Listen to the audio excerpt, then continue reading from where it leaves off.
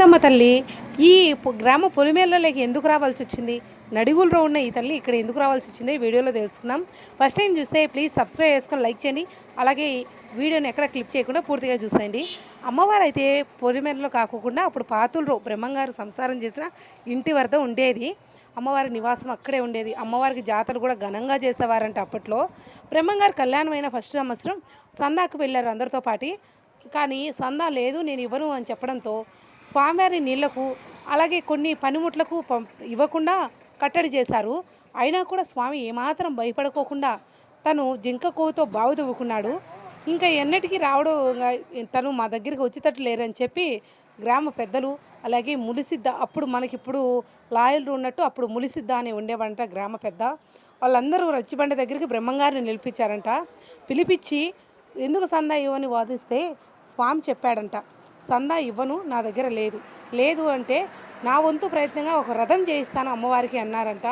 లేదు, నువ్వు సందా ఇచ్చి తీరాల్సిందే, ఎందుకు ఇవ్వు, ఈ ఊళ్ళో ఉన్న ప్రతి ఒక్కరు సందా ఇవ్వాల్సిందే, నువ్వేమైనా గొప్ప అంటూ స్వామిని చాలా నిలదించారంట.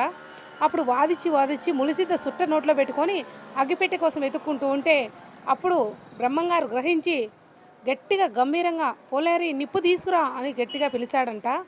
అప్పుడు పోలేరమ్మ తల్లి చెట్టులోంచి పెల బయటకు వచ్చి ములిసిద్ద ఇదో నైనా నిప్పు అందంట. అప్పుడు నిద్రపోయి అందరూ నివ్వెరపోయి స్వామి తిట్టు చూసి మా తప్పు క్షమించమని కాళ్ళ మీద పడి వేడుకున్నారంట. అప్పుడు చెప్పాడంట స్వామి, రక్త మాంసాలు దించే నువ్వెక్కడ, 10 మంది పిల్లా పాపలతో ఏలుకునే ఊరెక్కడ, ఇక్కడ కాదమ్మా నీ స్థావరం, ఇదో నా చూపుడు వేలు చక్కగా వెళ్ళి ఆ చెట్టు త్వరలో నిలబడిపో, అదే నీ ఇల్లు అని చెప్పాడంట. అప్పుడు వచ్చి మనకి ఎదురుగా కనిపిస్తున్న ఆ చెట్టు త్వర, స్వామివారి వేలు చూపించిన ఆ చెట్టు త్వరలో పడిపోయింది ఆ తల్లి. 4000 సంవత్సరాలుగా ఆ చెట్టులోనే ఉంది అమ్మవారు. పోయిన సంవత్సరం నుంచి అమ్మవారికి కూడా మంచిగా అడితే ఇక్కడ గుడి కట్టించి ఆలయంలో మంచిగా చుట్టూ పారిగోడలు అన్ని సౌకర్యాలతో అమ్మవారిని అయితే పోయిన సంవత్సరం ఎండాకాలము ఇక్కడైతే విగ్రహ ప్రతిష్ఠ చేశారు. అమ్మవారి గుడి అయితే చక్కగా ఉంది. అప్పుడు పాత విగ్రహం ఉంది, ఇప్పుడు కొత్తగా నిలబెట్టిన విగ్రహం కూడా ఉన్నారు.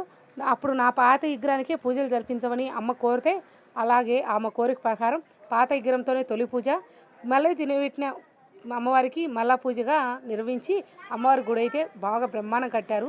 ఫస్ట్ టైం మన ఛానల్ చూస్తే ఇలాంటి వీడియోస్ కోసం కామెంట్ చేయండి ఫ్రెండ్స్.